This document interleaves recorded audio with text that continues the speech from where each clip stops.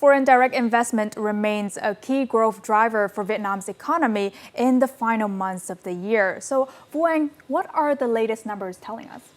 Well, Hien Chun, by the end of September, total registered FDI reached over 28.5 billion US dollars, up 15% from a year earlier, while disbursed capital hit 18.8 billion US dollars, the highest level in 5 years. So these figures reaffirm Vietnam's strong appeal in an attractive link in global supply chains.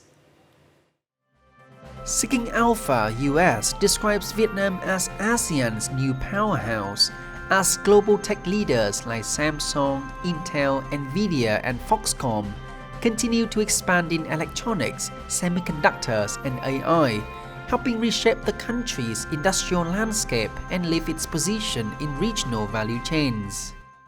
Vietnam is no longer attracting only the giants, it's attracting the ecosystem around them. It means also the supply chain is becoming denser, more interconnected, and more resilient.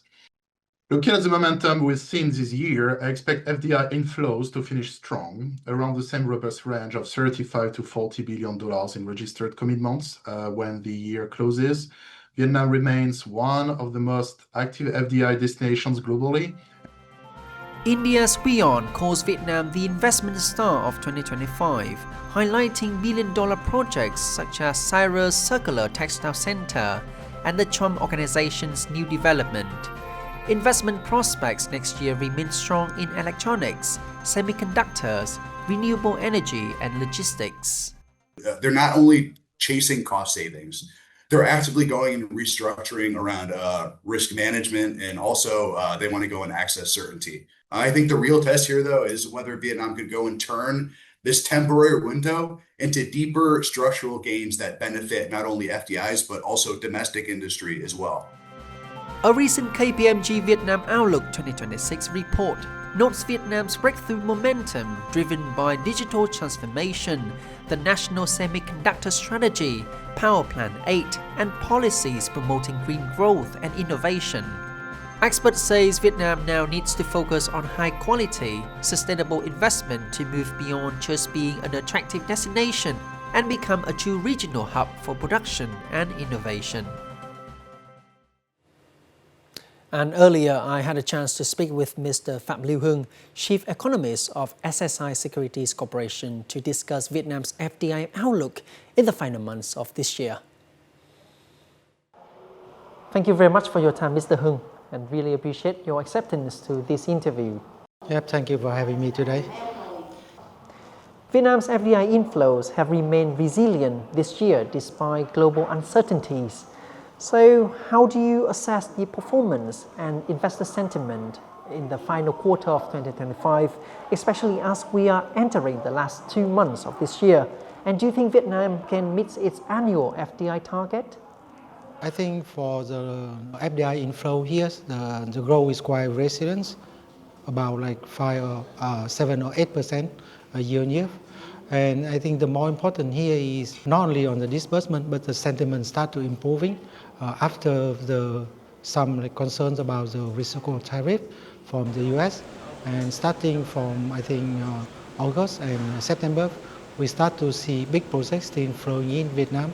And it see the very high confidence from foreign direct investors. And I don't think like it could be slowed down in the fourth quarter. We are quite positive for the Q4 number for the FDI in Vietnam. Manufacturing have long been the main driver of FDI in Vietnam.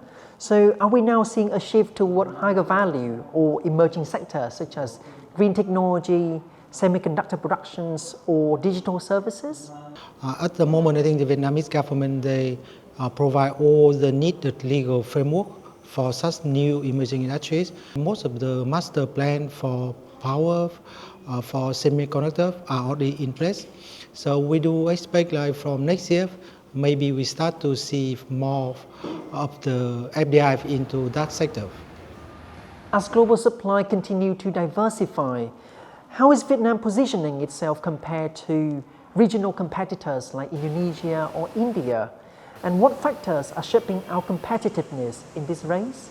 We've are integrating into the manufacturing supply chains for the fact that we already have a lot of free trade agreement with nearly like 20 countries or regions in the world. In Vietnam, I think we have the benefit of proximity to China, so that's why it's easier to connect the two countries in terms of supply chains. So thank you very much for your sharing. Thank you.